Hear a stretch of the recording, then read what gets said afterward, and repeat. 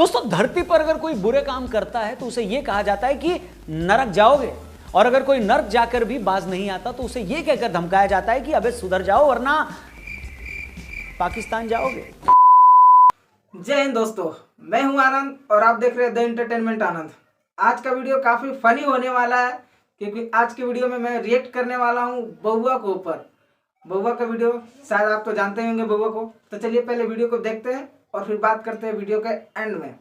दोस्तों, धरती पर अगर कोई बुरे काम करता है तो उसे यह कहा जाता है कि नरक जाओगे, और अगर कोई नरक जाकर भी बाज नहीं आता तो उसे यह कहकर धमकाया जाता है कि अबे सुधर जाओ वरना पाकिस्तान जाओगे। Are you comedy me? इससे हुआ यह कि पाकिस्तानियों ने भी नर्क जाने की धमकियों से डरना बंद कर दिया है, क्योंकि उन्हें भी यह पता है कि जैसी जिंदगी में वो पाकिस्तान में जी रहे हैं उसके बाद नर्क में भी उनके लिए कोई सरप्राइज नहीं है। नमस्कार दोस्तों, जय हिंद। मैं हूं रौनक। पंतंत्र में आपका स्वागत है। आज से T20 लीग चालू है और माई 11 सर्कल ऐप वाले सेकंड प्राइज में 1 करोड़ रुपए दे रहे हैं। जब सेकंड प्राइज में 1 करोड़ है तो सोचो फर्स्ट प्राइज कितना बड़ा होगा। खैर, इसके बारे में आगे वीडियो में बात करेंगे, लेकिन दोस्तों, पाकिस्तान के बारे में जब भी मैं कोई मजाक करने की सोचता हूं तो मुझे मेरी फटी हुई बनियान याद आ जाती है। वो बनियान जिसे पहले 3 साल तक मैंने पहना, फिर उसे पहनकर मेरा छोटा भाई स्कूल गया, फिर जब वो बनियान पुरानी हो गई तो मम्मी ने उससे घर पे पोंछा लगाया, पोंछा भी जब पुराना हो गया तो पापा ने उससे अपना स्कूटर साफ किया, और आज जब वो बनियान चीथड़ा चीथड़ा हो चुकी है, उसका एक एक धागा निकल चुका है, रेशा रेशा अलग हो चुका है, तो मैं सोचता हूं कि इस बेचारी का अब क्या ही किया जाए। बर्बाद पाकिस्तान पर अब मैं जब कोई जोक बनाने की सोचता हूं तो मुझे मेरी उसी फटी हुई बनियान की याद आ जाती है और मैं सोचता हूं कि इस नंगे की अब क्या ही इज्जत उतारी जाए। नहीं, आप मेरी तरफ से भाड़ में जाएं।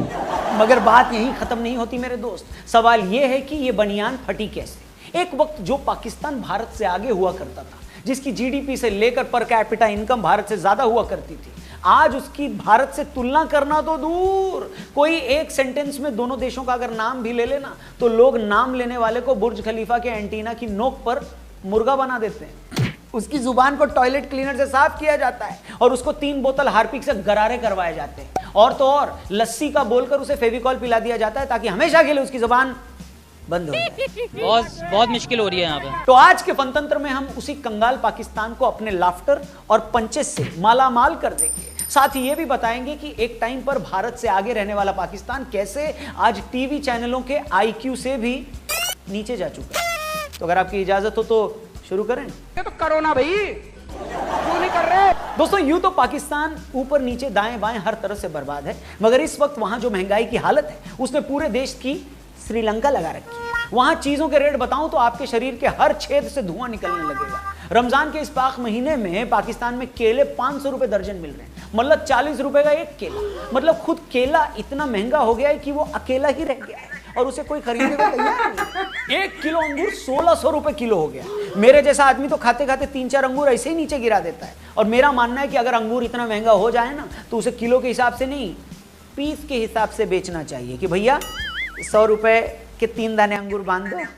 इसके अलावा 1 दर्जन अंडे 250 के हो गए, 1 किलो प्याज 150 का हो गया और 20 किलो आटा 2500 का हो चुका है। बाप रे, बेशर्मो शर्म को शर्म। समझ नहीं आ रहा कि पाकिस्तान में सामान बिक रहा है या उसका ऑक्शन हो रहा है। मतलब जितने महंगे PSL में खिलाड़ी नहीं बिक रहे हैं उससे ज्यादा महंगी तो पाकिस्तान में आटे की थैली हो गई है। कुल मिलाकर पाकिस्तान में महंगाई का हाल यह है कि आम आदमी तो छोड़ो, 2 दिन पहले महंगाई से परेशान होकर खुद महंगाई डायन ने कुएं में कूदकर अपनी जान दी, और महंगाई इतनी ऊपर जा चुकी है कि उसके ऊपर चढ़कर शहबाज शरीफ माउंट एवरेस्ट पर अपना कच्चा सुखा आए, बशर्ते उनका कच्चा अब तक बिक न गया हो। वैसे हमारे पड़ोसियों के पास अगर माई 11 सर्कल ऐप होता तो शायद उनका कोई फायदा हो सकता था, लेकिन आपका फायदा होना शुरू हो गया। कैसे? डिस्क्रिप्शन में लिंक दिया है, उस पर क्लिक करके माई 11 सर्कल ऐप को डाउनलोड करो। आज से T20 लीग चालू है। मेगा कॉन्टेस्ट में सेकंड प्राइज में 1 करोड़ रुपए दे रहे हैं माई 11 सर्कल ऐप वाले। सोचो, जब सेकंड प्राइज 1 करोड़ है तो पहला प्राइस कितना बड़ा होगा ब्रो। यही नहीं, आपके पास मौका है 1 रुपए में आईफोन जीतने का। और याद रहे, ये कॉन्टेस्ट सिर्फ आज के मैच के लिए है और सिर्फ मेरे सब्सक्राइबर्स यानी आप लोगों के लिए है, और सिर्फ मेरे दिए गए लिंक से ही वो एक्टिवेट होगा। इसलिए आपके पास मौका है डिस्क्रिप्शन में जाकर लिंक पर क्लिक करके माई 11 सर्कल ऐप को डाउनलोड करने का, और 1500 का बोनस कैश, मेरा कूपन कोड रौनक20 लगाओ और पहले डिपॉजिट पे 20% एक्स्ट्रा रियल कैश पाओ। Download now. आगे आओ।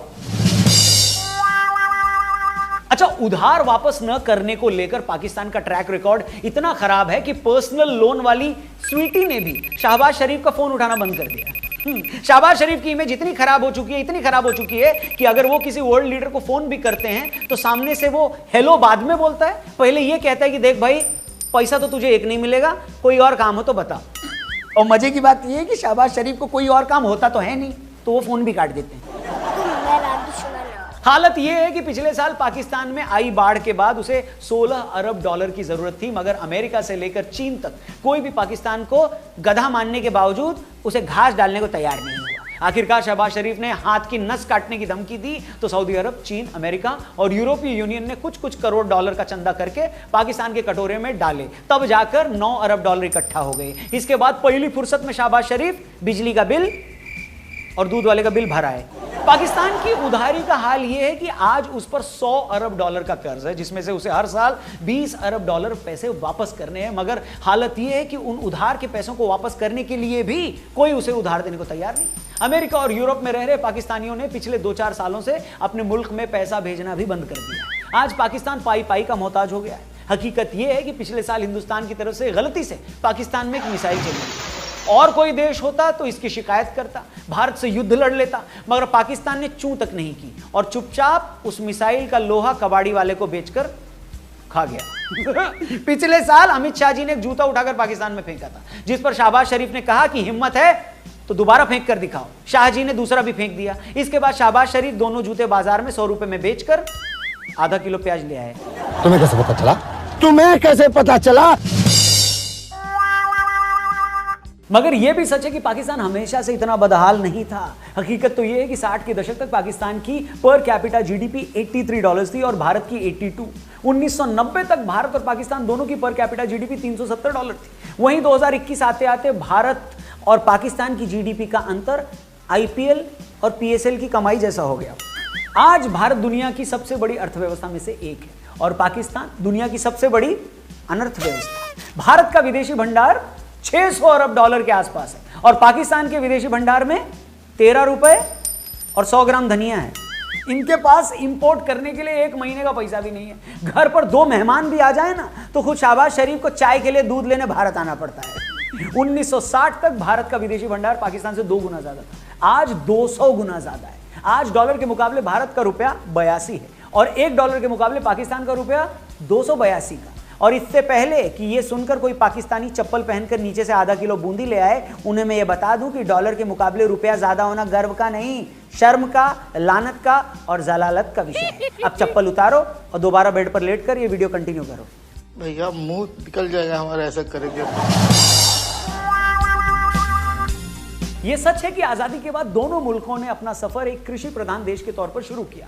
80 के दशक तक दोनों ही देशों की इकोनॉमी में लिबरलाइजेशन नहीं आया था, मगर यहीं से ब्रेकअप करने वाले आशिकों की तरह दोनों देशों के रास्ते जुदा गए। भारत देखते ही देखते आईटी और मैन्युफैक्चरिंग सेक्टर का हब बन गया और वहीं पाकिस्तान ओसामा बिन लादेन जैसों का ननिहाल बनता गया। हमने दुनिया को क्या नहीं दिया? माइक्रोसॉफ्ट, गूगल और ट्विटर जैसी तमाम बड़ी कंपनियों के सीईओज दिए। और पाकिस्तान ने दुनिया को क्या दिया? लश्कर-ए-तैयबा, जैश-ए-मोहम्मद और हिजबुल मुजाहिदीन जैसे समाज सेवी संगठनों के कार्यकर्ता दिए। हमने दुनिया को सुंदर पिचाई और सत्य नाडेला दिए और पाकिस्तान ने दुनिया को हाफिज सईद और कसाब जैसे महारत्न दिए।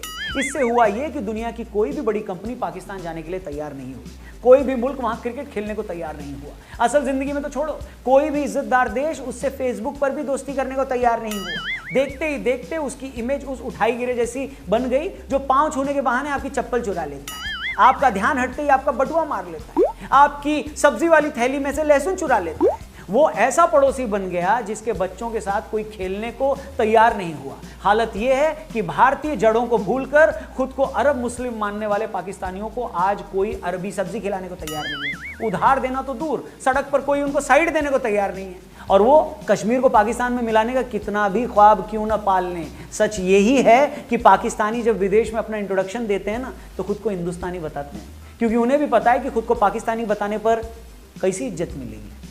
दुनिया में किसी भी कौम के लिए इससे बड़ी शर्म की बात क्या ही होगी कि वो घर से बाहर जाकर ये ना बता पाए कि वो किस देश से है। ये तो वही बात होगी कि अपने बाप के कर्मों की वजह से किसी बच्चे को दुनिया को ये बताने में शर्म आ जाए कि वो किसकी औलाद है। तो ये है इस मुल्क की हकीकत और ये बात करते हैं कश्मीर की लाल किले पर इस्लाम का झंडा फहराने की बात कर रहे हैं। झंडे का तो पता नहीं मेरे दोस्त, मगर पाकिस्तान में जो हालात है ना, कोई शहबाज शरीफ के पिछवाड़े में डंडा घुसाकर कहीं उनको ही इस्लामाबाद की किसी छत पर न फहरा दे। ये बड़ी अच्छी बात कही है। बाकी पाकिस्तान की लानत मलानत में आज इतना ही। अगर आपको लगता है कि मेरी तरफ से कोई कमी रह गई हो तो आप उस कमी को पूरा करो ना, कमेंट सेक्शन भरो ना। साथ कैसी लगी ये वीडियो? आई होप आपको अच्छी लगी हो। और मुझे तो बहुत मजा आया था जब मैंने पहली दफ़ा देखा था। ये तो दूसरी दफ़ा रिएक्शन करते वक्त मैंने देख लिया आप लोगों के साथ। तो वीडियो कैसी लगी कमेंट सेक्शन में ज़रूर बताएं। और अगले वीडियो इसी टाइप के अगर चाहिए तो कमेंट करके बताएं। और हमारे चैनल को सब्सक्राइब करें और हमें सपोर्ट करें। Thank you. जय हिंद।